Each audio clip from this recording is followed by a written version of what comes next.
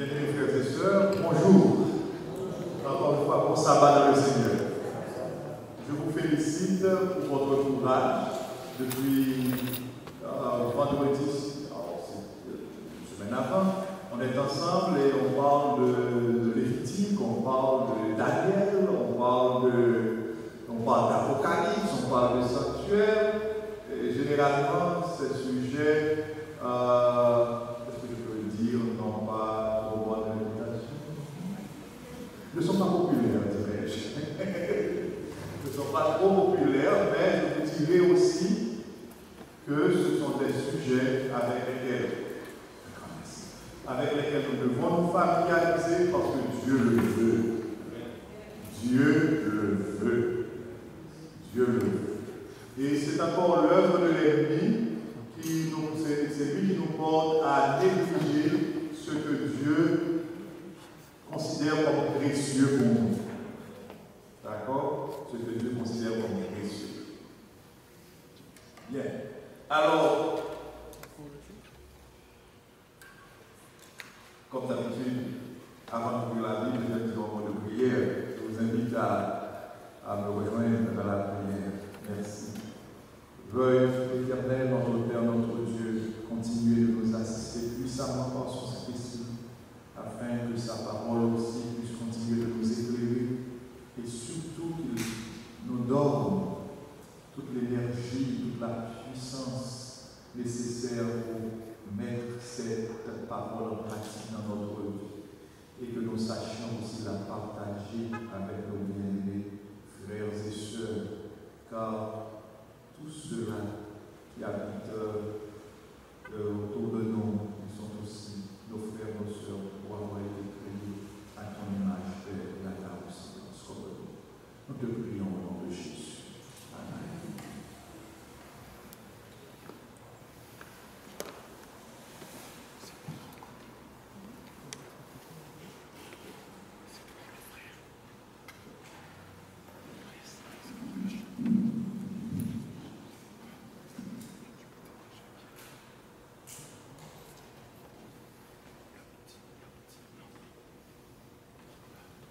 Oui, on est arrivé à ce point ce matin, n'est-ce pas vrai?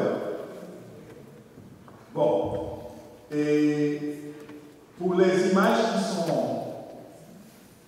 au-dessus, ici, c'est une image qui représente le roi Artaxerxès en 457 avant l'ère chrétienne. Ici, c'est une image pour montrer la reconstruction des murs de Jérusalem en l'an 408 avant l'ère chrétienne. Et ici, vous comprenez très bien cette image, c'est le baptême de Jésus-Christ en l'an 27 de l'ère chrétienne, soit à la fin de la 69e semaine. Et il y a cette semaine, cette dernière semaine, nous trouvons dans Daniel 9, verset 27, qui parle de la moitié au milieu de la semaine. Au milieu de la semaine, loin est retranché, loin c'est Jésus qui est crucifié. Et ce matin aussi, j'ai fait un rapprochement entre le retranchement, si nous pouvons le dire ici, entre la mort de Jésus et aussi la destruction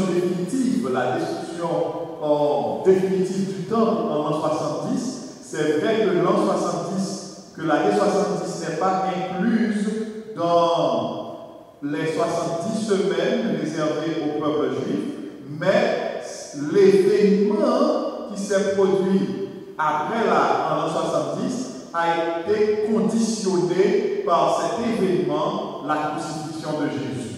Parce que c'est à ce moment-là que les Juifs ont décidé en quelque sorte cet événement, permettez-moi de le dire ici, quand ils ont déclaré que son sang retombe sur nous et sur nos enfants.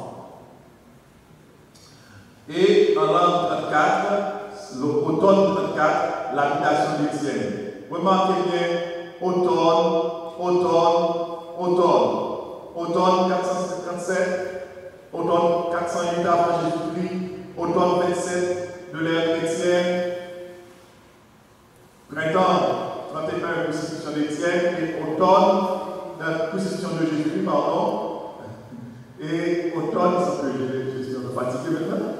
c'est automne 34, lapidation d'Étienne. Donc cette image que l'on a ici, c'est une image très violente, c'est la lapidation d'Étienne. Et quand on fait le parcours là, alors, pour accomplir totalement ma promesse, la deuxième, comme nous avons lu la semaine dernière, nous n'avons pas lu. Alors, je veux accomplir totalement ma promesse. C'est Daniel 9. Nous nous étions arrêtés au verset 25 peut-être. Alors, non, nous avons lu le verset 26 aussi. Nous n'avons pas lu. Voilà. Au 26. Alors, ça commence, les explications commencent au verset 24 et s'arrêtent au verset 27. Le verset 24 nous dit tout ce qui va se passer au cours des 70 semaines. On est là? Le verset 24 nous dit ce qui va se passer au cours des 70 semaines. Et là encore, il y a des discussions, par exemple, si nous nous référons au verset 24, là où il est question de l'onction du Saint des Saints. Certains pensent que c'est ce peut être Jésus, ce doit être ici le Saint des Saints, c'est-à-dire le lieu très saint du sanctuaire céleste. Mais en fait, le contexte dit c'est concernant les 70 semaines. Bon, ce ne sont pas ces détails-là qui nous intéressent le plus. L'essentiel, c'est que Jésus vraiment a été loin au cours de ces 70 semaines qui étaient réservées au peuple d'Israël.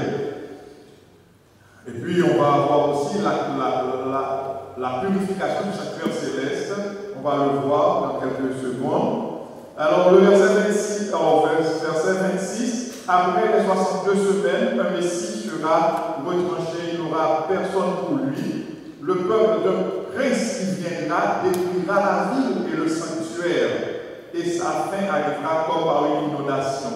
C'est cette référence-là qui se fait ici à la destruction de la ville, du temple de Jérusalem, et définitivement, bon, après cette destruction, le temple n'a plus jamais été reconstruit, on le sait bien.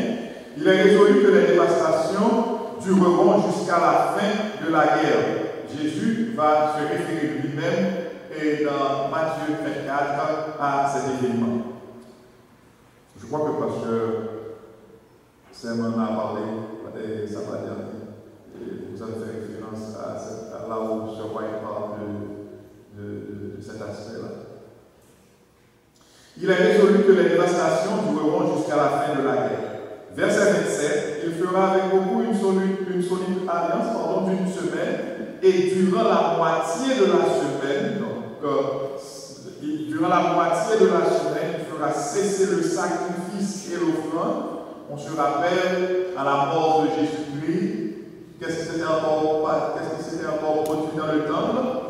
Le voile du temple, c'était déchiré.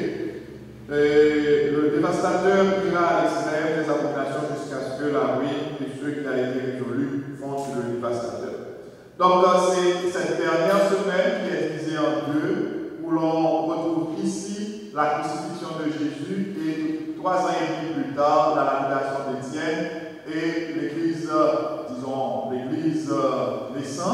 l'église naissante va être persécutée. Et les disciples vont s'orienter vers le monde des gentils, vers le monde païen.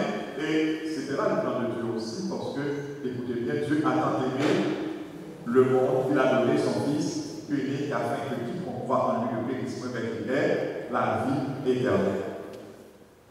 Maintenant, nous n'allons pas oublier notre point de départ. Nous avons fait cette considération ce matin. C'était pour arriver à la date de la purification du sanctuaire céleste, parce que comme nous l'avons vu, dans le ciel, un tabernacle plus grand et plus parfait, un tabernacle que le tabernacle hébreu, que le temple de Salomon, que n'importe quel autre temple que l'on puisse construire en tant qu'humain, un temple qui est construit, un tabernacle qui n'est pas construit de main d'homme, qui n'est pas de cette création humaine, cette création pécheresse. Donc là, ce sanctuaire, c'est le sanctuaire céleste. Jésus y est entré une fois pour toutes. Une fois pour toutes. Nous avons expliqué ce matin dans le lieu très saint ici, qui est une erreur de traduction.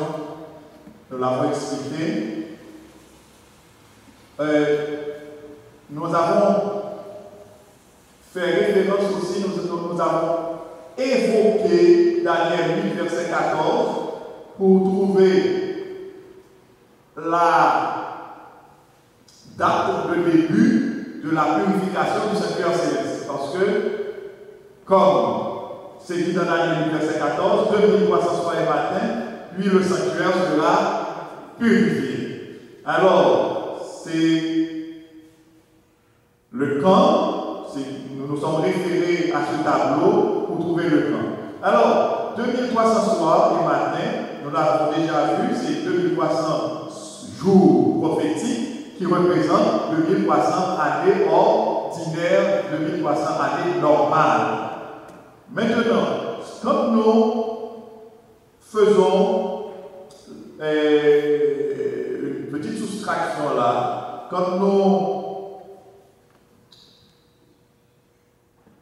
nous faisons la soustraction, nous enlevons de 2300, 490, il nous reste 1810. Et quand nous ajoutons 1810 à 34, à l'année 34, ça nous envoie à l'automne 1844. Donc, la purification du sanctuaire céleste, selon la prophétie de Daniel 8, verset 14, en harmonie avec les prophéties de Daniel 7 et Daniel 9, eh bien, la purification du sanctuaire céleste devrait commencer, je me corrige, à commencer à 1844, en automne 1844. Et alors, quand nous faisons l'histoire de la dénomination adventiste, nous savons que nous sommes sortis, en quelque sorte, du grand mouvement adventiste. Samedi dernier, je crois avoir parlé du mouvement adventiste et de l'organisation adventiste. Nous sommes issus, nous sommes sortis du mouvement adventiste dans le sens que depuis, laissez-moi voir, vers l'année 1816, William Miller a commencé à lire la Bible et vers les années 1830, il a découvert cette prophétie de Daniel 8, verset 14, il a commencé par faire des recherches et il a découvert que la fin de cette prophétie serait automne 1844. Et pour lui, comme pour tous les autres chrétiens d'alors, le sanctuaire, c'était la terre. Et parler de purification du sanctuaire serait Jésus qui allait revenir pour purifier la terre avec le feu. Et c'est là qu'ils ont fait une mauvaise interprétation. Ils ont mal interprété le lieu. Ils n'ont pas mal interprété les dates de la prophétie. Dieu fait bien tout ce qu'il fait. Je ne peux pas corriger Dieu. Personne d'entre nous ne peut corriger Dieu. Dieu sait pourquoi il n'a pas permis à William Miller de découvrir toute la vérité à ce sujet. Je sais qu'il y en a parmi vous qui ont déjà lu ce que Sir White dit à ce sujet.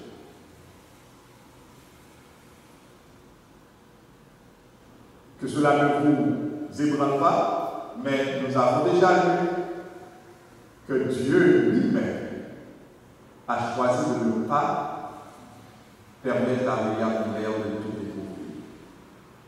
Il a ses raisons. Il a ses raisons. Dieu fait bien tout ce qu'il fait. Maintenant, vous vous rappelez la grande déception de ces adventistes. Et quand je dis adventistes, c'était des gens qui attendaient le retour de Jésus. Et je me rappelle, nous avons rappelé la semaine dernière qu'il y avait des gens de différentes dénominations, méthodistes, baptistes, William Miller était pasteur baptiste, et par exemple les White, Hélène, des méthodistes, James, etc. Donc il y avait plusieurs dénominations dans le groupe. Et qu'est-ce qui allait se passer? En 1844, automne 1844, Jésus ne revient pas. Les gens sont déçus. Certains abandonnent, d'autres continuent à donner d'autres dates. Et puis il allait y avoir ce petit groupe, un petit groupe avec les Joseph Bates, Ira Nixon, Hélène, James et quelques autres encore. Ils ont refait les calculs et ils ont découvert qu'il n'y avait aucune erreur au niveau des calculs. Il n'y a aucune erreur au niveau des calculs. Et ils se sont mis à prier, à étudier. Vous voyez, bien aimés, ces derniers jours, nous, quand je dis nous, c'est le grand nous, moi compris, nous ne pouvons même pas passer 2 heures de temps à étudier la parole de Dieu. Je fais exprès de dire 2 heures de temps. Je fais exprès. Mais vous savez, pardon? Pardon?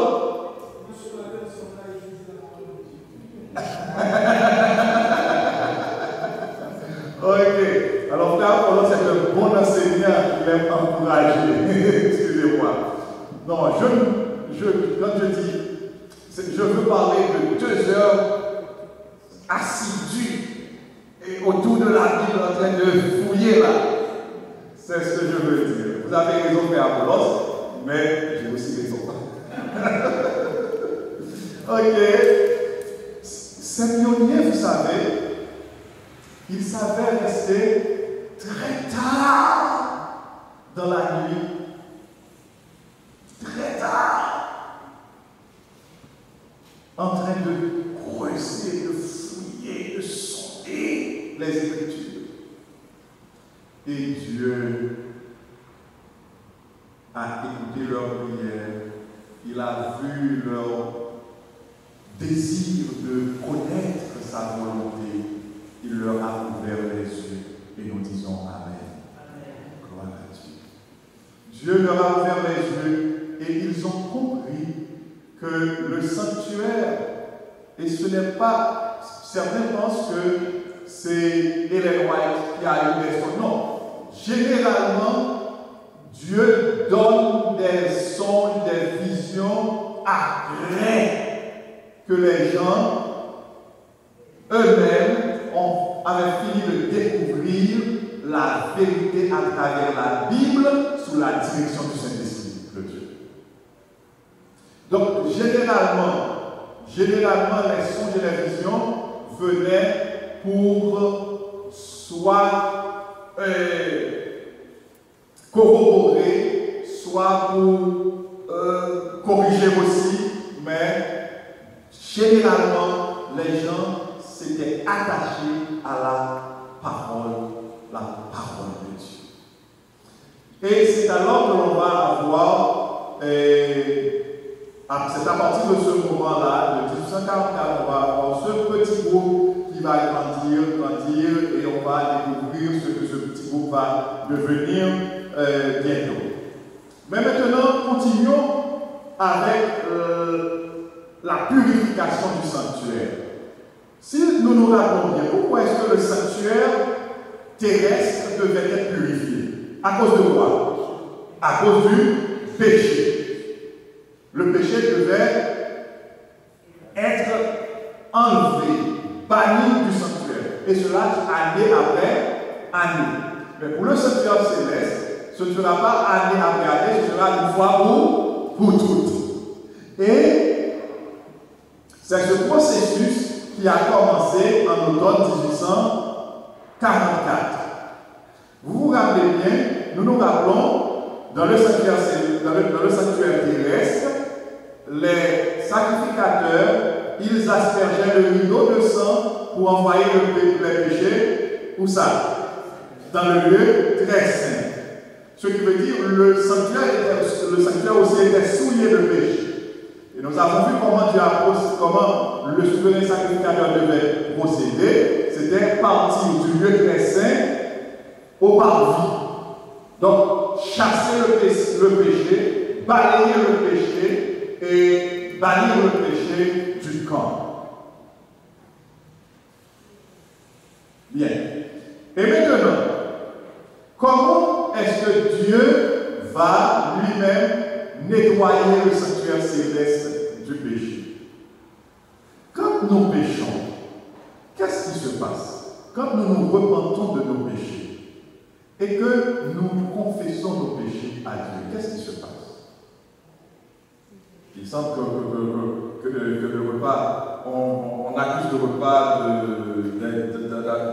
d'être un repas, d'avoir été un repas léger, mais il semble que le repas était trop vieux, était lourd. Parce que je vois plusieurs yeux qui. Ok, faisons un petit effort d'abord. Oui. Quand nous péchons et que nous nous repentons de nos péchés, nous allons à Dieu pour confesser nos péchés. Qu'est-ce qui se passe? Jésus intercède pour nous. Et il fait valoir quoi alors? Son sacrifice, son sang. Son sang. Son sang. Je vous invite à lire avec moi 1 Jean 2, verset 1er, vous le connaissez très bien. Petits enfants, je vous écris ces choses afin que vous ne péchiez. Oui, mais si quelqu'un a péché, nous avons auprès du Père un avocat, Jésus-Christ, le juste. Ok, ça c'est l'avocat. Et il se présente en avocat et aussi en souverain sacrificateur. Prêtre, sacrificateur, souverain sacrificateur. Dans Daniel 7, versets 9 et 10, nous lisons quelque chose qui se passe dans le ciel. Daniel 7, versets 9 et 10. Nous l'avons lu ce matin au culte. Pendant, vous voulez lire moi s'il vous plaît. Je vous suis de près parce que ma version est un peu différente, ça peut vous doubler si nous lisons ensemble. Lisez pour moi les préférés, s'il vous plaît. Si vous avez ici, tous vous avez les versions secondes, 1910. Je regardais pendant que l'on plaçait des trônes et l'entrée des jours s'assit. Oui. Son vêtement était grand comme la neige et les cheveux de sa tête étaient comme de la laine pure. Son trône était comme des flammes de feu et comme un feu ardent. Un fleuve de feu coulait et sortait de devant lui. 1000 milliers de servants, 10 000 millions se tenaient en sa place. Les juges s'assit et les livres furent ouverts. Très bien. On peut s'arrêter là, merci. Et les livres furent ouverts. Ce qui est intéressant, c'est que Dieu est un Dieu juste. Est un Dieu juste. Est-ce que vous avez déjà entendu parler du programme Échelon? Échelon. C'est un programme, je ne sais pas si jusqu'à présent il tient encore, mais c'est un programme qu'a fait les grandes nations là, les États-Unis, je crois, la France, l'Angleterre. Un système qu'ils ont mis en place pour contrôler, je dirais, la Terre. Je ne sais pas avec tous les autres moyens qu'ils ont, est-ce que ce système est le même ou bien s'ils l'ont tout simplement perfectionné. Mais écoutez bien, c'est où que vous soyez maintenant, où que vous soyez, on peut vous contrôler. Où que vous soyez, vous êtes contrôlé. Où que vous soyez. Moi, souvent, ça me fait rire quand Google m'envoie mes rapports mensuels pour me dire voici combien de lieux que j'ai fréquentés, si j'ai voyagé dans telle ville, voilà, telle date, si je suis allé dans tel magasin, tel jour, telle heure. Ça, vous n'avez pas ce programme là? Oui, c'est intéressant. Oui. Dès que votre téléphone, je ne sais pas si c'est moi qui l'ai activé ou bien si c'est l'un de mes enfants qui l'a activé, mais dès que vous avez de l'Internet sur votre téléphone, constamment, on vous suit partout où vous êtes. On peut vous dire à telle heure, et chaque mois, il m'envoie le rapport, c'est intéressant. Vous me dites combien de kilomètres de marche que je fais aussi. Oui, c'est intéressant à voir comment les hommes, je vous dis ça, c'est de voir comment les hommes peuvent contrôler un monde qu'ils n'ont pas créé.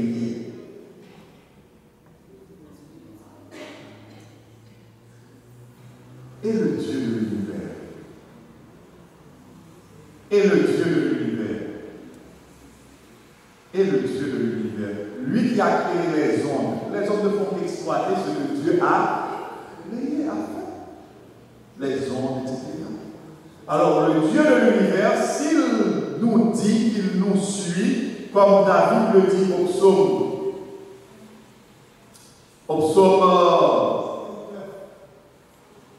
139, comme il nous dit, si je descends dans les entrailles de la terre, tes yeux me verront. Donc, Dieu nous suit. Et ce qui est intéressant, comme nous le lisons dans le livre de Malachie, Dieu a des livres de souvenirs. Et j'aime lire ce verset. Je vous invite à le lire avec moi. Ça peut nous encourager aussi, bien aimés, à bien des égards. Et Malachie, chapitre 4,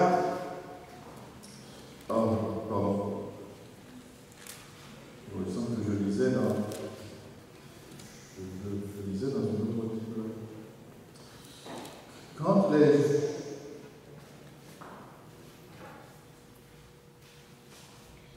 j'ai ma petite Bible noire.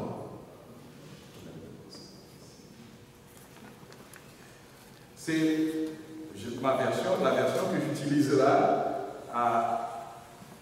les chapitres sont divisés différemment. Pardonnez-moi, s'il vous plaît.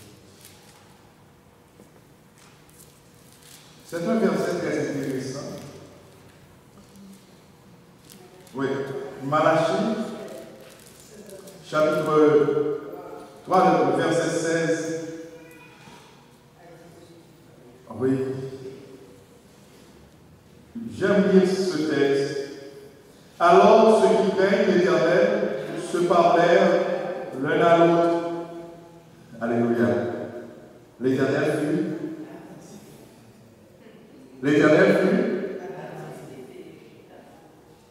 Amen. L'Éternel fut attentif et il écouta. Et un livre de souvenirs fut écrit devant lui. Amen. Pour ceux qui craignent l'Éternel et qui honorent son nom, ils seront à moitié éternels des armées. Ils m'appartiendront au jour que je prépare. J'aurai compassion d'eux comme un homme a compassion de son fils qui le sert. L'Éternel est attentif à nos paroles. Quand nous parlons, de quoi parlons-nous? Ou quand nous parlons, de quoi parlons-nous aussi? Pas quand on se parle en tant que chrétien seulement, mais quand on parle, écoutez bien, Dieu a le contrôle de nos pensées, il sait ce qui se passe dans nos pensées, il sait ce qui se passe dans les recoins les plus intimes de nos vies. On ne peut rien cacher à l'Éternel. Et tout est inscrit dans les livres de Dieu. Comme nous lisons cela dans Daniel 7, des livres furent ouverts. Des livres furent ouverts. Et dans ces livres, il y a un verset que je n'ai pas porté ici, mais qui serait très bien aussi. C'est le texte qui dit que le jugement doit commencer par la maison d'Israël, par la maison de l'Éternel. Ici encore, souvent on pense que le jugement doit commencer par l'Église adventiste. Mais c'est une erreur. La maison de Dieu ici, la maison d'Israël, c'est tous les croyants. Tous les croyants. Tous les croyants. D'ailleurs, en 1844, quand le jugement a commencé, parce que la purification du sanctuaire, c'est le jugement. C'est le jugement. Lisons Daniel 7, 8. Vous allez voir que Daniel 7, surtout dans les derniers versets, et quand vous traversez dans Daniel 8, les premiers versets de Daniel 8 vont constituer une sorte d'explication pour les derniers versets de Daniel 7. Et vous allez continuer dans Daniel 9, une bonne partie de Daniel 9 sera une explication de Daniel 8 et des derniers versets de Daniel 8. Et vous allez voir que ces trois chapitres sont très bien liés. Donc, la purification du sanctuaire céleste, c'est le jugement. Pourquoi le jugement? Comment comprendre que le jugement, je me rappelle avoir posé cette question, pourquoi le jugement et comment comprendre que le jugement est bien l'entité de la purification du sanctuaire terrestre? Donc, nous avons déjà vu que la purification du sanctuaire terrestre avait pour but d'éliminer le péché. Eh bien, dans le jugement, qu'est-ce qui est fait? Nous venons de parler de tous ces livres-là. Les croyants, ce sont les croyants qui ont leur nom dans ces livres. Pourquoi? Parce que ceux qui ne croient pas portent déjà les conséquences de le fardeau de leur péché. Ce sont les croyants qui sont là. Mais écoutez bien, est-ce que tous les croyants seront Seigneur? Est-ce que tous les croyants seront sauvés? Ceux qui me disent Seigneur, n'entreront pas tous dans le royaume des cieux, hélas. Mais celui-là seul fait la volonté de mon Père qui est dans les cieux. Matthieu 7, versets 21 à 23. Il y a un verset au psaume 1er que j'aime beaucoup, que je veux vous inviter à considérer parce que les psaumes avec lesquels nous sommes les plus habitués, souvent, nous n'y prêtons pas trop d'attention. C'est le psaume 1er, là où il est dit, à partir du verset 5, du verset 4, il n'en est pas ainsi des méchants, ils sont comme la paille que le vent dissipe. Verset 5, c'est pourquoi les méchants ne résistent pas au jour du jugement, ni les pécheurs dans l'assemblée des justes. Car l'Éternel connaît la voie des justes, et la voie des pécheurs est dans la ruine. il y a des pécheurs dans l'assemblée des justes. À Dieu ne plaise que vous et moi, nous soyons des pécheurs dans l'assemblée des justes. L'apôtre Paul a dit, c'est Paul qui l'a dit, si j'ai bonne mémoire, nous ne sommes pas de ceux qui se retirent pour se perdre, mais qui ont la foi pour sauver leur vie. Amen. Amen. Alors, ce jugement, par devant le nom de chaque croyant, du premier croyant au dernier croyant qui aura vécu sur cette terre, eh bien, non pardon, les morts, ensuite les vivants, non pardon, Dieu fera sa considération parce que tous les noms seront présentés. Nous lisons rapidement un texte avec lequel vous êtes très bien habitués, c'est Apocalypse chapitre 11, versets 18 et 19. Apocalypse 11, versets 18 et 19. Je veux aller plus vite et vous terminer. Apocalypse 11, 18 et 19. Je ne crois pas l'avoir écrit. Apocalypse 11, 18 et 19. Les nations, oui, je l'ai. Les nations se sont, vous pouvez lire avec moi s'il vous plaît. Les nations se sont irritées et ta colère est venue. Et le temps est venu de juger les morts, de récompenser tes serviteurs, les prophètes, les saints et ceux qui craignent ton nom, les petits et les grands, et de détruire ceux qui détruisent la terre. Et le temple de Dieu dans le ciel, le sanctuaire de Dieu dans le ciel, fut ouvert, et l'arche de l'alliance apparut dans son temple. Arrêtons-nous un instant. Qu'est-ce qui se trouvait finalement dans l'arche? Je dis finalement. On a vu la semaine dernière qu'au départ de l'arche, dans un premier temps, avait 3 éléments. Vous vous rappelez? Les 10 commandements de Dieu, un échantillon de manne, et puis le bâton d'Aaron qui a fui. Mais arrivé au temps de Salomon, dans le temps de Salomon, l'arche contenait quoi? Seulement les 10 commandements. Seulement les 10 commandements. Donc, l'arche de l'alliance apparut dans le temple de Dieu. C'est dans quelle partie du temple nous sommes ici? Dans le lieu très saint. Et là où se trouve l'arche, c'est le lieu très saint. Et qu'est-ce qu'il y a dans l'arche? Les 10 commandements de Dieu. Amen. Apocalypse 11. Apocalypse. Parfois, certains croyants disent que les commandements, c'était pour le peuple d'Israël. Mais Apocalypse, dans le contexte du jugement, le temps est venu de juger. Le temps est venu de juger les morts, etc. Donc, dans le contexte du jugement, l'arche, le temple de Dieu dans le ciel s'ouvre et l'arche de son alliance apparaît. Donc, les 10 commandements apparaissent. C'est pour dire que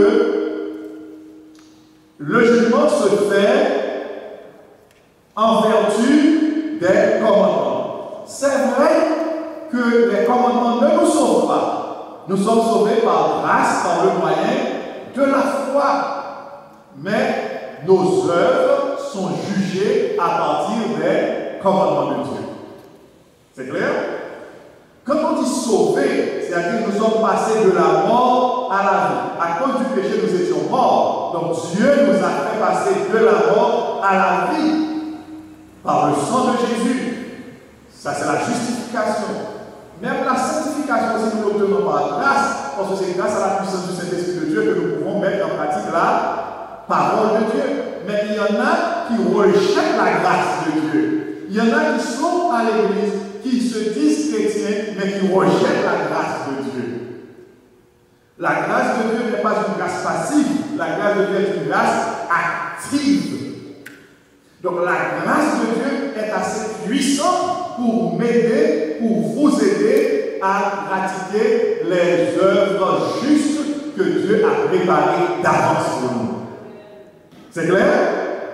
Donc, quand on se dit on est sauvé par grâce et on se permet de vivre comme on veut, là, on rejette la grâce de Dieu.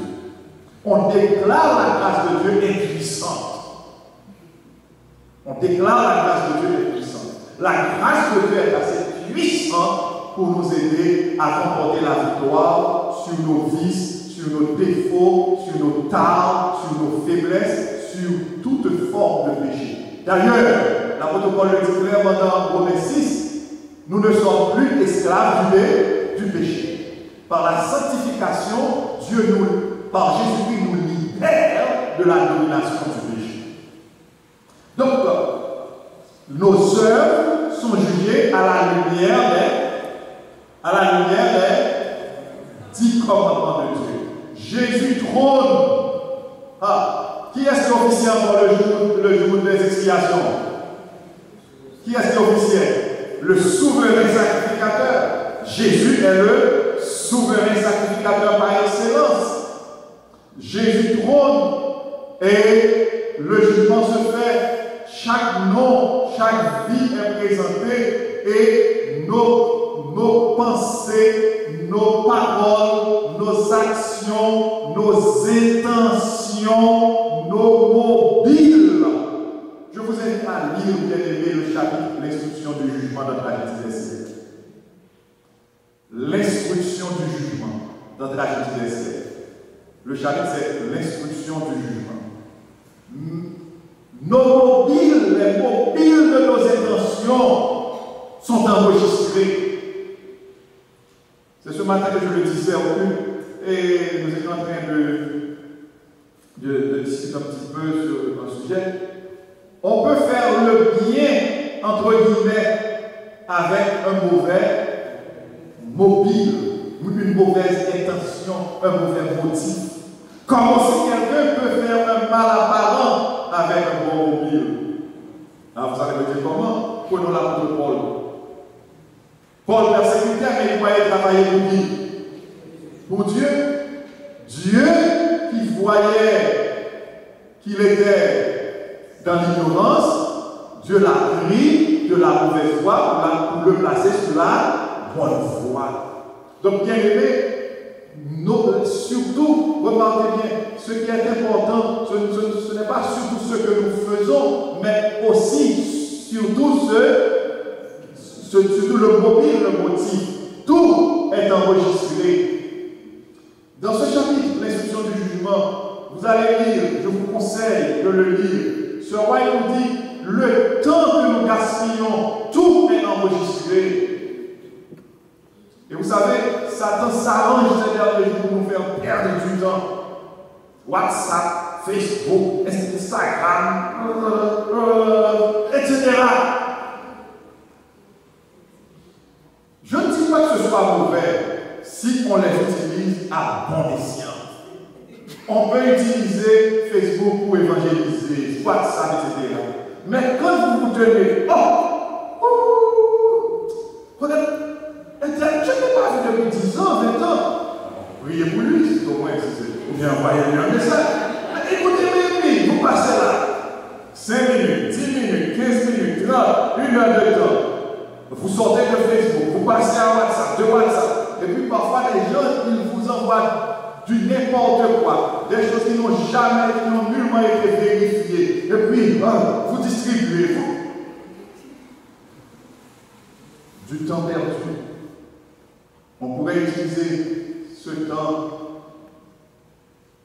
dans le meilleur, à de meilleures fins. Ce qui est important, bien aimé, c'est que ce temps-là qui a commencé en 1844 est un temps extraordinaire. Quel devait être le comportement d'Israël le jour des expiations? Rester en prière. S'humilier devant Dieu. Et tous ceux qui ne s'étaient pas humiliés devant Dieu, qu'est-ce qui leur est arrivé? Retranchés. Nous qui nous disons croyants, nous qui croyons, je ne veux pas dire nous disons, nous qui nous réclamons de Jésus-Christ, nous qui sommes disciples de Jésus-Christ, qui croyons en Dieu, bien-aimés, nous vivons maintenant à une heure solennelle. Une heure solennelle. Très solennelle. C'est le moment où chacun, comme le jour des expiations, doit s'humilier devant Dieu. S'humilier devant Dieu par la repentance et la confession. Nous devons être en constante repentance, constante confession. C'est exactement ce que faisait le peuple le jour des expiations. Et c'est exactement ce que nous devons être en train de faire aujourd'hui. On est là, bien. C'est exactement ce que nous devons être en train de faire aujourd'hui. Alors, il y a quelque chose aussi que je dois mentionner. C'est Apocalypse. Alors, c'est le grand conflit 1844, c'est-à-dire le début du jugement investigatif et le grand conflit cosmique ou la grande controverse. Dans Apocalypse 14, versets 6 et 7, c'est un texte que nous connaissons très bien, il est dit quoi? Je vis un ange qui volait par le milieu du ciel. Il y avait un évangile. Évangile signifie bonne nouvelle. Il y avait une bonne nouvelle éternelle à annoncer, à dire à tous les habitants de la terre, à toutes les nations, à toutes les tribus, à toutes les langues. Et que disait cet ange? Craignez Dieu et donnez-lui gloire. Pourquoi? Car l'heure de son jugement est venue. Adorez celui qui a fait le ciel, la terre, la mer et les sources d'eau. L'heure du jugement de Dieu est venue. Que doivent faire les hommes? Adorer Dieu, le Créateur. C'est le message que vous et moi, nous devons aller dire aux autres. Nous devons aller dire à nos frères et sœurs protestants, tous les autres croyants, que le jugement a commencé depuis 1844. Et que leur nom, la plupart d'entre eux ignorent cela, leur nom est en train d'être étudié, analysé au tribunal de Dieu. Nous devons aller le leur dire. En même temps aussi, nous devons dire aux autres qui ne sont pas encore croyants que le jugement de Dieu est venu. Est déjà là. Depuis 1844, le jugement de Dieu est venu et qu'il doit faire quoi? Adorer Dieu le Créateur. C'est notre job, c'est notre mission. Et je suis content, je ne vous flatte pas, mais je dois vous encourager parce que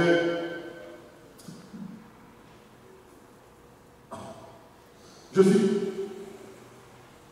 suis vraiment content de voir combien vous êtes intéressés à la parole de Dieu.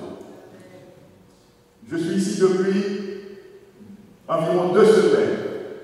De vendredi dernier à aujourd'hui, vous êtes assidus à l'étude de la parole de Dieu.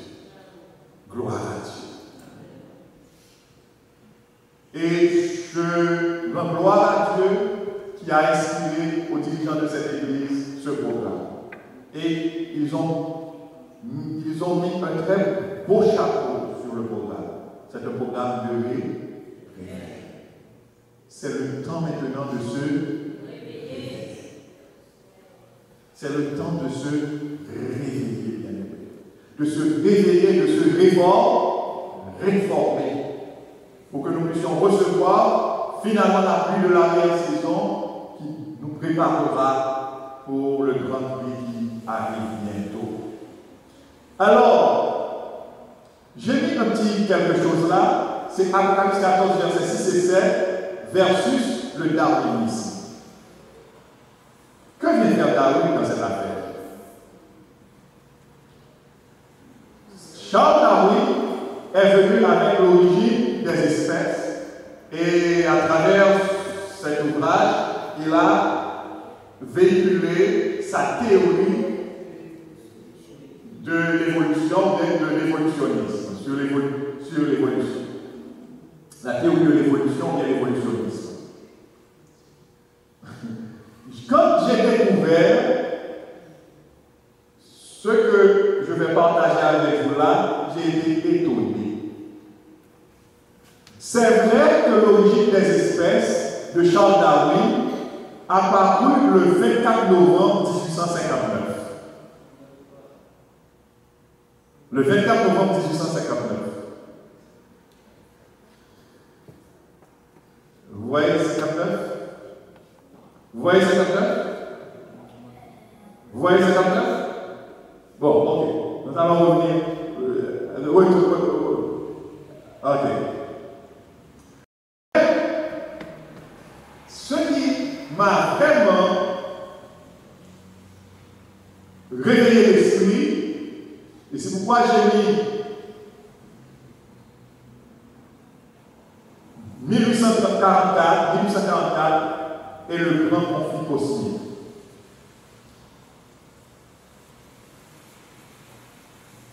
En 1837, Darwin a commencé avec ses réflexions sur l'origine des espèces. En 1837. Mais c'est surtout suite à un choc qu'il avait un problème de famille, une fille qu'il aimait beaucoup, etc. Sur les détails. Bien aimé, attention. Croyons en Dieu de tout notre cœur. Dans la vie, on peut rencontrer des problèmes, des difficultés, mais les difficultés ne doivent pas nous détourner de Dieu. Nous ne devons pas remettre en question l'amour de Dieu quand nous sommes en train de faire face aux difficultés.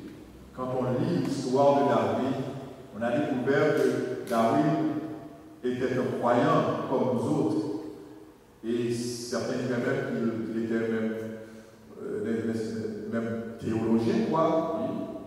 Si j'ai bonne mémoire, mais suite à des problèmes, des épreuves, il a commencé par remettre en question l'amour de Dieu.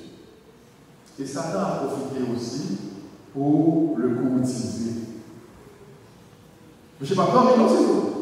Pour ceux qui comprennent le créole. Satan ne s'endort pas. Il ne s'endort pas. C'est une véritable guerre. Une véritable guerre. Le conflit cosmique.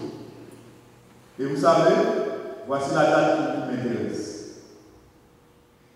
Darwin a présenté sa thèse sur l'évolutionnisme en 1844. En 1844. 1844. Dieu envoie dire à la terre que les hommes doivent faire quoi? L'adorer, le craindre, l'adorer en tant que créateur. Alléluia.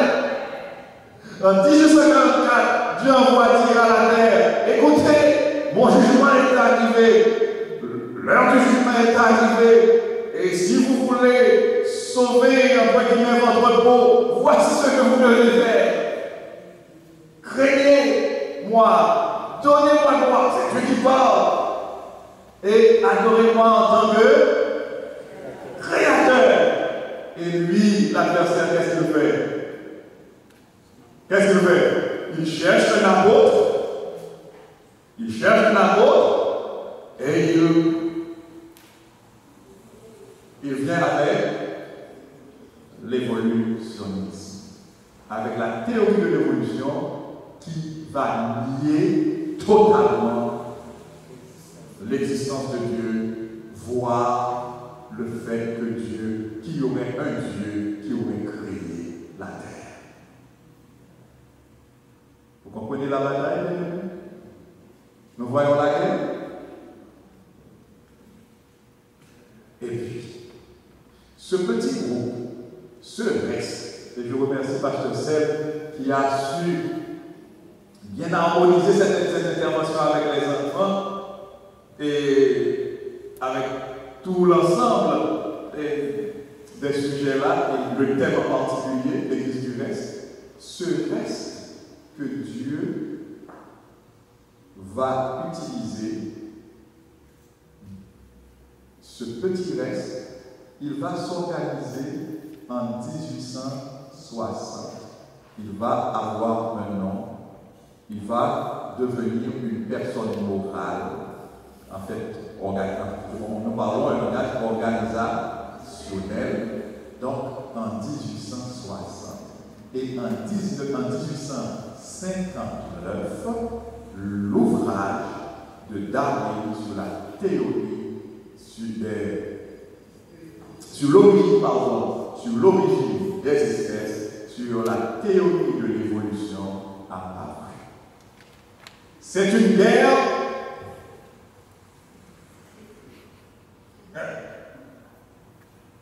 C'est une grande guerre. Vous voyez, parfois nous ne nous rendons pas compte de la réalité, mais c'est une guerre.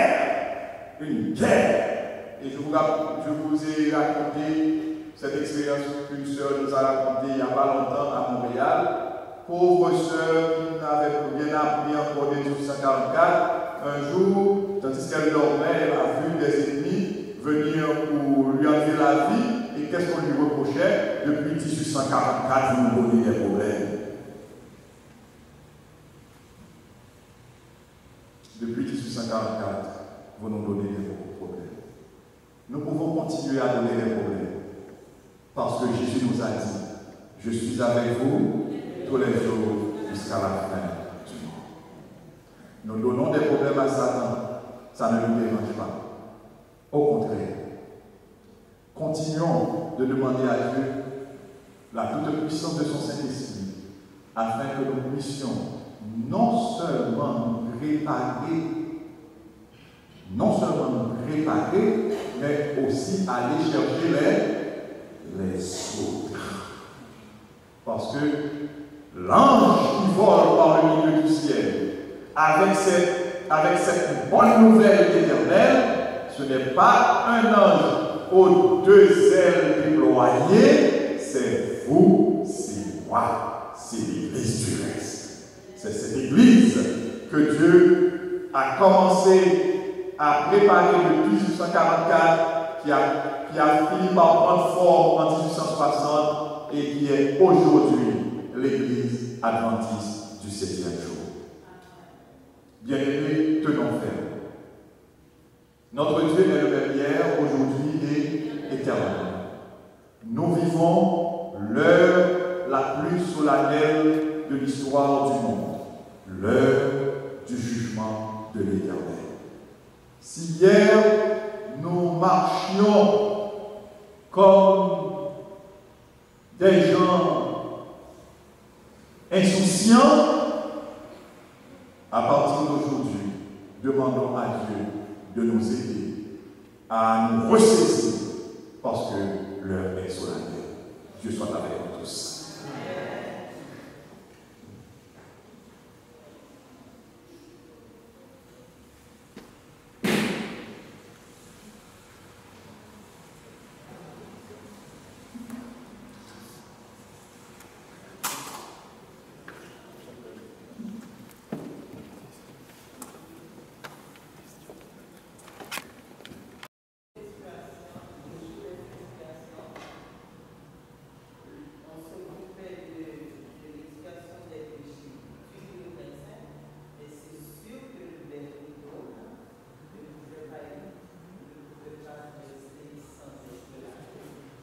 Mais écoutez, ce rideau-là ne pouvait pas, on ne pouvait pas le déplacer.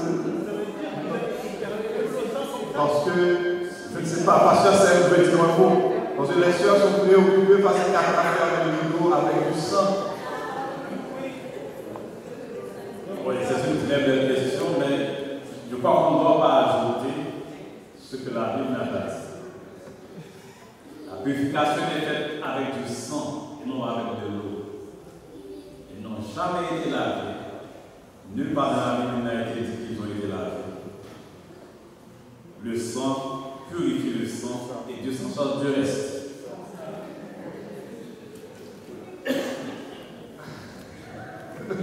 Sœur Daniel, semble-t-il, a trouvé la réponse. Et puis, alors, pour les sœurs qui sont préoccupées par ce que le sang pourrait faire,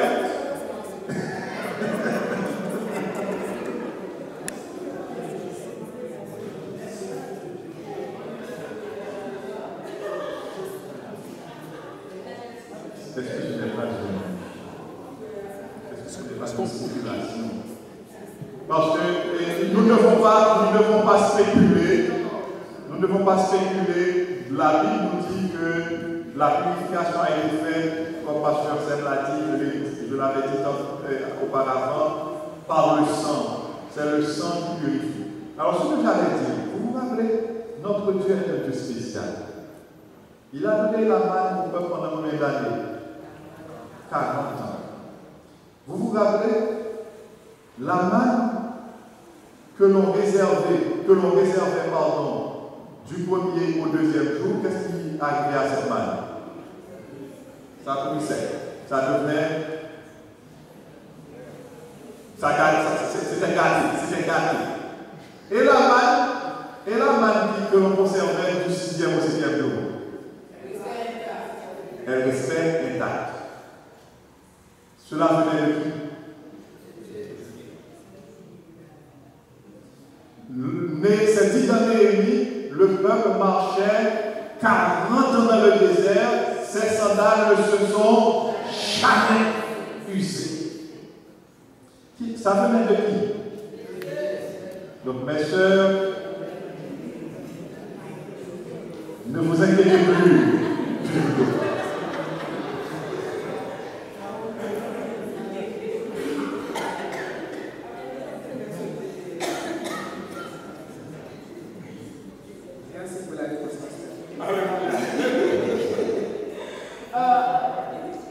Pasteur Manger, dans Hébreux 8, les premiers versets d'Hébreux 8 parlent du ministère de Jésus en tant que souverain sacrificateur de sanctuaire céleste. Est-ce que tu pourrais s'il te plaît reprendre pour nous? Parce que quand ils ont fait les calculs pour arriver à 1844, ils ont dit que Jésus allait purifier la terre. Oui, alors que la terre allait être purifiée, ils pensaient que c'était la terre du sanctuaire, mais ce n'est pas ce qui a été fait. Donc, est-ce que tu peux reprendre pour nous? Parce que quand est-ce qu'ils ont su que c'était le passage que Jésus était rentré dans le sanctuaire et dans le lieu très saint? Parce que après le grand désappointement, après la grande déception, et Dieu, non seulement ils ont découvert par l'étude de la Bible, mais Dieu a donné à Iramitson aussi une vision. Oui, à Iramitson. Généralement, quand nous faisons ces études, nous ne parlons pas de ces aspects, surtout comme maintenant je peux le dire ouvertement, nous n'avons pas de visiteurs là. Nous passons seulement par la Bible quand nous expliquons ces études, ces sujets-là. Mais comme nous sommes tous à 37e jour, Dieu a ouvert les yeux, non seulement les frères et sœurs, ils avaient commencé à étudier la Bible pour comprendre. Et Dieu a donné aussi une vision à Iramitson qui a vu Jésus passer du lieu saint au lieu très saint dans le ciel. Alors, le verset dit ici qu'il s'est assis à la droite de la majesté divine dans les cieux. La question que je pose, il est passé du lieu saint au lieu très saint. Mais le texte dit qu'il s'est assis à la droite de la majesté. Alléluia. Est-ce que le trône se trouve dans le lieu très saint? Une très belle question. Même si parce que ça me regarde, je ne le regarde pas parce que je fais dire au texte qui ne dit pas non. Je pose une question. Non. Parce que c'est ce que nous dit le texte. Oui. Bien. Ok. C'est très bien cette question. C'est pourquoi aussi dans le milieu théologique, ils sont nombreux ceux qui pensent que c'est vrai que Dieu, écoutez bien, Dieu utilise notre langage. Vous êtes avec moi? Notre langage. Dieu utilise des formes que nous pouvons nous-mêmes comprendre, que nous pouvons saisir. C'est pourquoi il y a un théologien, il n'y a pas longtemps que je le lisais, il a dit quelque chose qui m'a beaucoup frappé, c'est vraiment beau. Il a dit que nous sommes finis, nous sommes limités. Notre langage aussi est limité et nous sommes obligés de parler de Dieu infini avec un langage limité, fini. Vous voyez notre misère. Et Dieu aussi, il utilise des formes, il utilise un langage que vous et moi nous pouvons comprendre. Donc, quand Dieu a ouvert les yeux d'Iraq Edson pour le faire voir Jésus passant d'un lieu à un autre lieu, du lieu saint au lieu très saint, est-ce que c'est exactement un déplacement physique? Point d'interrogation. C'est pour répondre à votre question. Certains théologiens pensent que nous pourrions dire ainsi pour être plus sage, Jésus est passé d'une phase à une autre phase de son ministère. D'une phase à une autre phase de son ministère dans le ciel, dans le sanctuaire céleste. Toutefois, le langage du sanctuaire terrestre ne serait pas démenti par une telle compréhension. Parce que le sanctuaire céleste, le sanctuaire terrestre était un langage. Comme on dirait, c'était un métalangage. Un langage pour nous aider à comprendre une réalité spirituelle, une réalité plus élevée. Nous l'avons vu la semaine dernière, tout le sanctuaire représente qui? Jésus. Colossiens 2, verset 9. En Jésus habite corporellement toute la plénitude de la divinité. En Jésus habite. Et quand Dieu devait demander à Moïse de construire le sanctuaire, qu'est-ce qu'il lui a dit? Vous me ferez un sanctuaire et j'habiterai au milieu de vous. Et en Jésus habite. Le même verbe, habiter, habite corporellement toute la plénitude de la divinité. Jésus, tout le sanctuaire représentait Jésus. Chaque élément du sanctuaire représentait Jésus. Et le sanctuaire dans sa globalité représentait Jésus. Donc, c'est vrai qu'il y a un temple dans le ciel, c'est vrai que Jésus priait, mais sœur Daniel, bien-aimée de Dieu,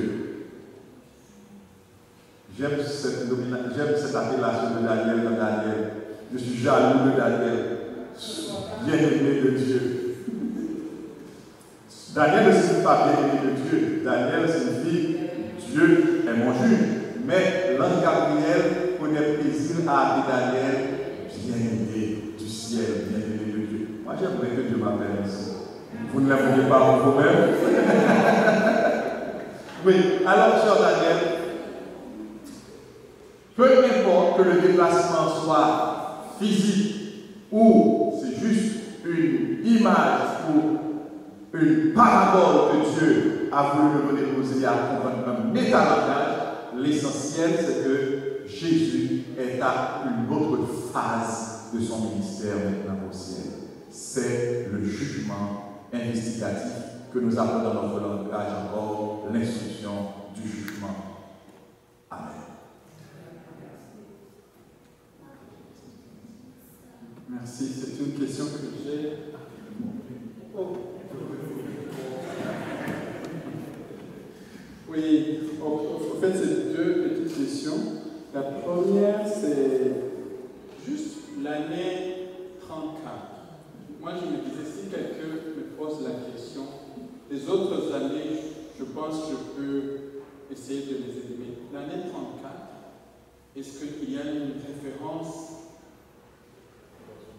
en tout cas, qui peut expliquer comment on a calculé jusqu'à 34, à part la prophétie elle-même, quelque chose de l'extérieur?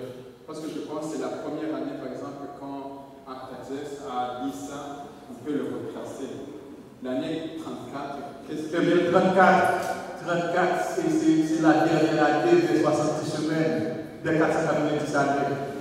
Donc, on en déduit à partir de ça. Il n'y a pas d'autre événement en dehors qui confirme cette année. Quand on fait les calculs,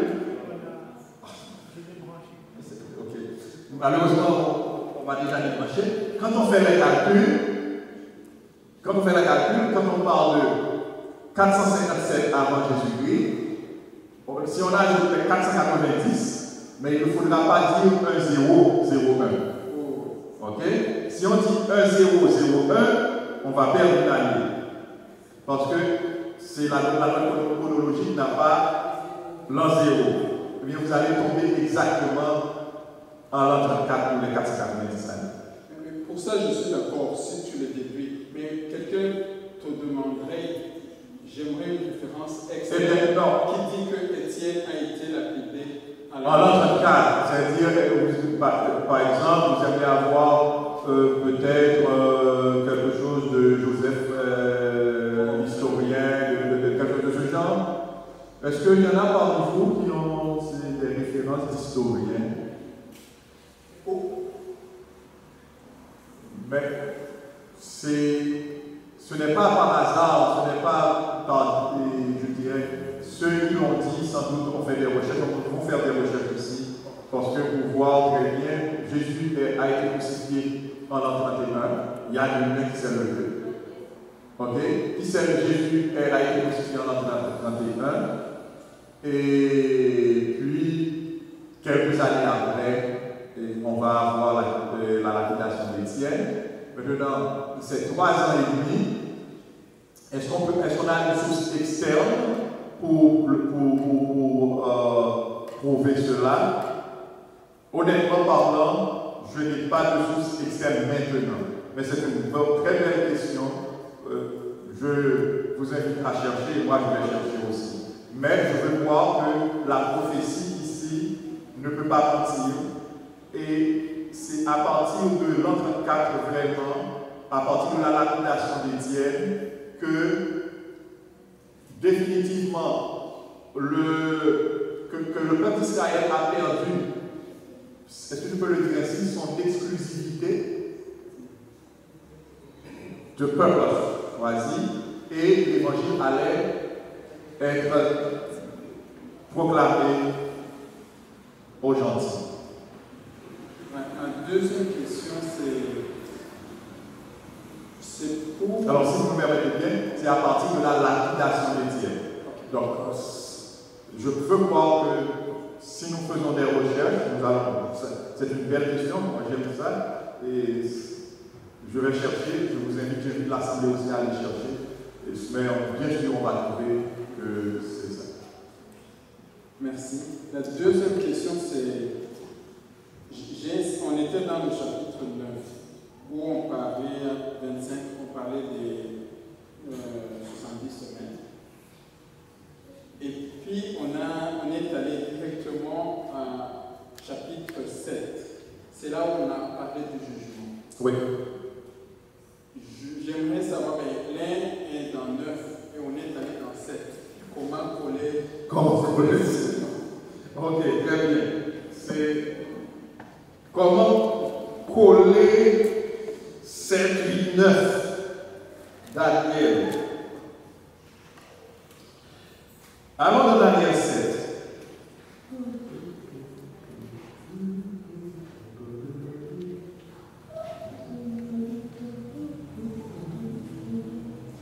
Allons dans Daniel 7.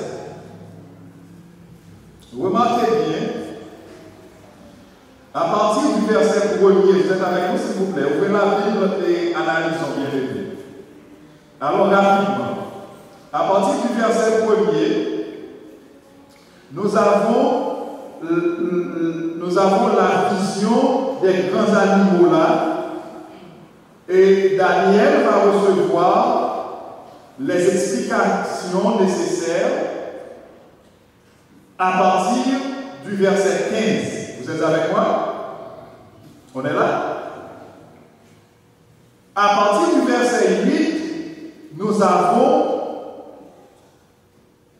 des cordes, mais il va apparaître une petite corde, et cette petite corde qui a les yeux comme des yeux d'homme, il va parler avec arrogance. Entre le verset 8 et le verset 11, il y a un intermède. Et cet intermède-là nous présente le jugement. Le tribunal de Dieu se tient ici et on a les versets 9 et 10 que nous venons d'étudier. Et on va continuer avec la petite corde, l'œuvre de la petite corde au verset 11, jusqu'à sa fin, et nous allons avoir le trône, la domination, l'honneur, la royauté qui va être, tout ça va être remis à Jésus, au Fils de l'homme.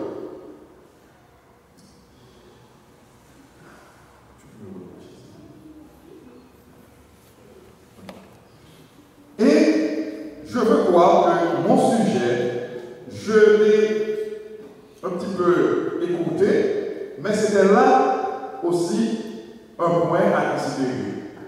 C'est que le peuple, Jésus et son peuple, seront victorieux. Maintenant, au verset 15, Daniel va recevoir à partir du verset 15, il va recevoir des explications. Et au verset 25,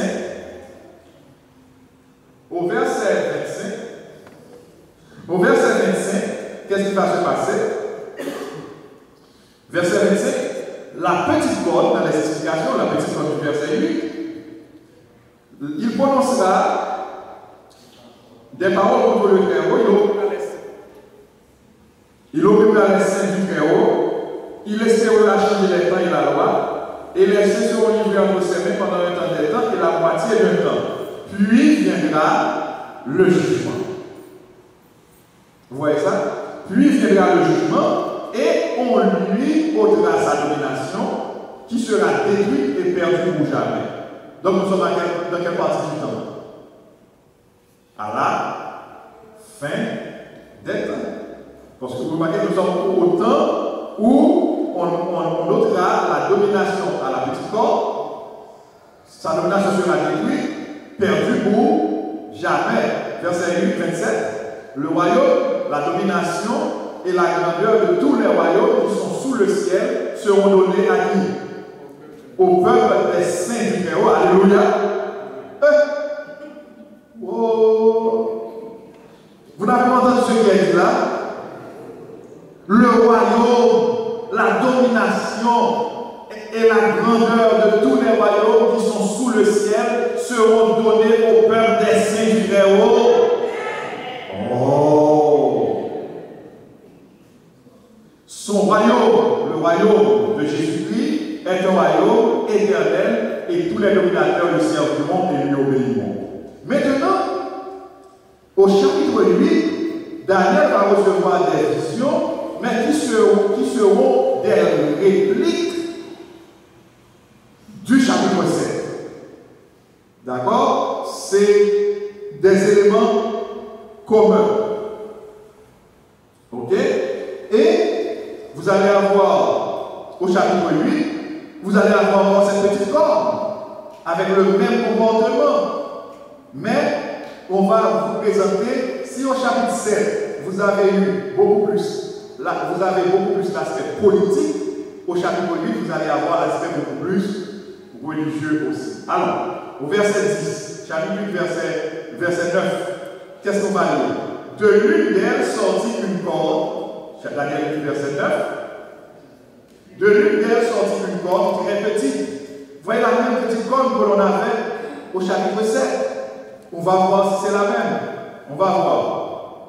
De l'une d'elles sortit une corde très petite qui s'agrandit beaucoup vers le sud, vers l'est et vers le plus beau des pays. Elle s'éleva jusqu'à l'armée des cieux, fit tomber à terre une partie de cette armée et des étoiles, et elle les piétina.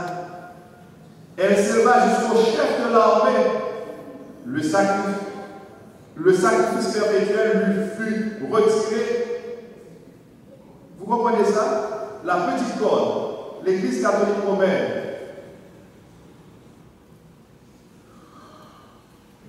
Vous savez, j'étais en train de parler à une Canadienne, c'est cette semaine qui s'achève aujourd'hui. Je lui parlais et Dieu m'a permis de m'arranger pour lui glisser quelques mots sur Dieu. Elle m'a dit non. Alors je lui parlais de la Bible, de l'importance de lire la Bible. Elle m'a dit non. Ces choses-là ne m'intéressent pas. Je ne suis pas religieuse, moi, comme elle a dit ça sur la fête. Je lui ai dit, mais je ne vous parle pas de religion, je vous parle de la Bible, de la parole de Dieu. Oh, j'ai fréquenté 3 écoles quand j'étais jeune, 3 écoles au cours secondaire. Et la dernière, c'était une école catholique. Les jeunes garçons me disaient dans cette école qu'ils pouvaient faire n'importe quoi, parce qu'ils pouvaient tout simplement aller voir leur maître et se confesser. C'est pas moi qui parle. Je vous rends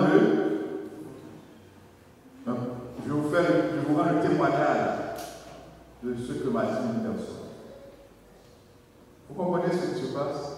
L'Église catholique dit aux gens qu'ils peuvent faire ce qu'ils veulent. Et le prêtre, l'Église via le prêtre, donne l'absolution. C'est le pouvoir de ce pouvoir, c'est le pouvoir de qui? Le pouvoir de pardonner le péché. Le pouvoir de Dieu. Vous vous rappelez même Jésus, quand Jésus disait aux gens, tes péchés te sont pardonnés, cela scandalisait les pharisiens. Pourquoi? Parce qu'ils savaient pertinemment que seul Dieu a le pouvoir de pardonner les péchés. Donc quand un homme, quand une institution se permet de dire que lui ou bien elle en institution peut pardonner le péché, c'est enlever à Dieu et particulièrement au souverain sacrificateur du sanctuaire céleste son pouvoir. Donc c'est cette petite corne qui est encore dans Daniel 8, vous voyez, et on dit comment il agit. L'armée fut livrée avec le sacrifice perpétuel à cause du crime. La corne jeta la vérité par terre et réussit dans ses entreprises. Aujourd'hui, si on vous demande quel est le plus grand personnage moral du monde, si vous demandez à quelqu'un quel est le plus grand personnage moral du monde, qu'est-ce qu'on va vous dire? Le pape. D'ailleurs, il rencontre tout le monde, il rencontre les capitalistes, il rencontre entre guillemets, je dirais, je ne veux pas dire communiste, mais Poutine, qu'est-ce qu'il est aujourd'hui? Je ne sais. D'accord? Il rencontre les socialistes, il rencontre les musulmans, il rencontre tout le monde. Et maintenant, Vatican se fait le champion de la défense de la planète. Vous avez vu la manifestation qu'il y avait à Ottawa?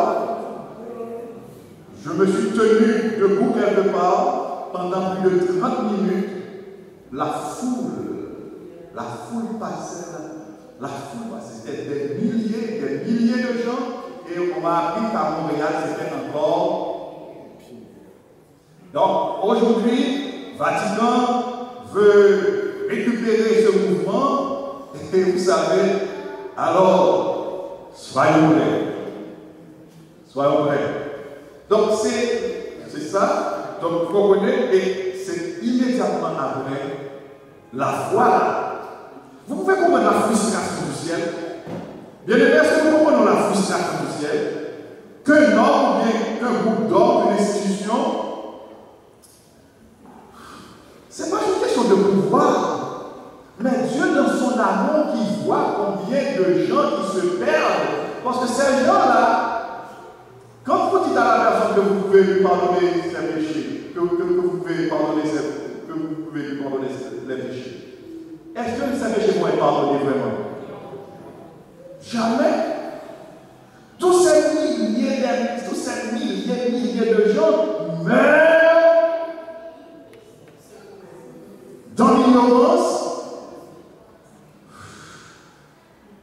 Et Dieu seul sait ce qui va arriver à leur âme. C'est ce qui a enlevé, c'est ce qui a tiré ce cri de ce personnage céleste. C'est ce qui a tiré ce cri de ce saint. J'entendis parler un saint et un autre saint dit à celui qui parlait: jusque à quand durera la vision sur le sacrifice perpétuel, sur le crime dévastateur, sur le sanctuaire et l'armée qui sont piétinés?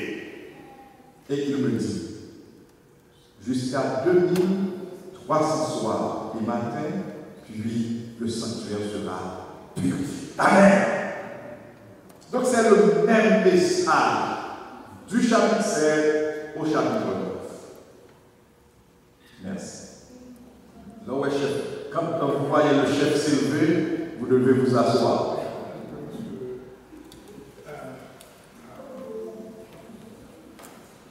Et alors, merci beaucoup, merci de votre patience. Oh, regardez une main. Vous me permettez, s'il vous plaît, chef? Oui. Ok. Allez vite, allez vite, allez vite.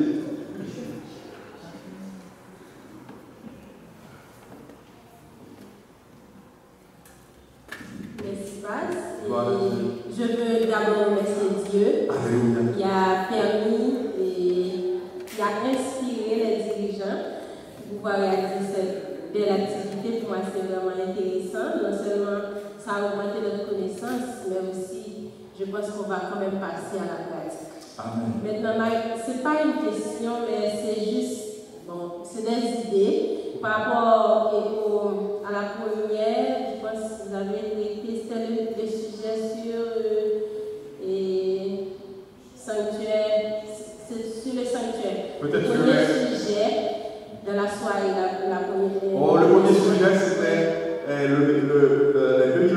la prophétie des 2300 soirs et matin, un message d'espoir. Oui, mais j'avais un peu parlé du sanctuaire, le rôle du sanctuaire, par exemple, en Israël, dans le camp, etc. Maintenant, moi, ce que je pense, ce que j'essaie de penser, je pense aussi avoir lu ça quelque part, je ne sais pas si c'est dans les livres de loin. C'est comme par rapport, qu'est-ce qui peut représenter pour nous le sanctuaire actuellement? Par exemple, comme Israël avait le sanctuaire, avec eux, chaque fois, ils offraient les sacrifices du soir et du matin, les gens étaient toujours là pour présenter leur prière, tout ça. Mais pour nous, les familles qui vivent à cette période, ce message-là que vous venez de donner, ça nous appelle à avoir une relation avec Dieu plus intime, non seulement à prêcher aux autres, mais aussi à avoir une relation avec Dieu, parce que nos noms passent en revue à n'importe quel moment, on ne sait pas. Nous vivons le jour du grand pardon. Exact. Alors, je disais, est-ce que le culte de famille, est-ce qu'on ne peut pas faire un lien avec le culte de famille en parlant du sanctuaire, en parlant des activités qu'il y avait dans le sanctuaire, comment c'était vraiment réglé dans l'ordre, chaque telle heure, on devait prier. La prière du matin, la prière du soir. Et même David dit, il m'éveille, c'est comme chaque matin, Dieu parle à David, il essaie de le réveiller du sommeil, de lui parler. C'est-à-dire, j'aimerais bien que vous faites un petit peu lien entre le sanctuaire, le service dans le sanctuaire et le culte familial. Pour moi, je pense qu'il y a quand même. C'est une très bonne intervention, ce n'est pas une question. Notre sœur a partagé avec nous. Je vous invite à lire dans Témoignage de l'Église, volume 3. Si j'ai bonne mémoire, c'est doit être le chapitre 12, le culte de famille, où Dieu nous parle de l'importance du culte de famille. Témoignage de l'Église, volume 3. Si j'ai bonne mémoire, c'est le chapitre 12, mais vous allez chercher culte de famille. Donc, c'est important de dresser l'autel. D'accord? Dieu nous dit, c'est important de dresser l'autel matin et soir. Et si nous avons du temps, quand par exemple c'est le jour, quand il y a congé, etc. Si on peut dresser aussi l'hôtel à midi, faisons-le. Donc, bien aimé, c'est très très important. Vous savez, nous venons de parler de la théorie de l'évolution. Qu'est-ce qu'on enseigne à nos enfants à l'école? Dans les écoles, qu'est-ce qu'on enseigne? Vous êtes avec moi, s'il vous plaît? Qu'est-ce qu'on enseigne à nos enfants à l'école? C'est la théorie de l'évolution qu'on enseigne à nos enfants à l'école. C'est exactement ce qu'on enseigne à nos enfants à l'école. En d'autres termes, nous, si nous démissionnons à la maison, si nous ne faisons pas le culte de famille à la maison, vous êtes avec nous, bien aimés? Où est-ce que nos enfants vont recevoir le bon enseignement?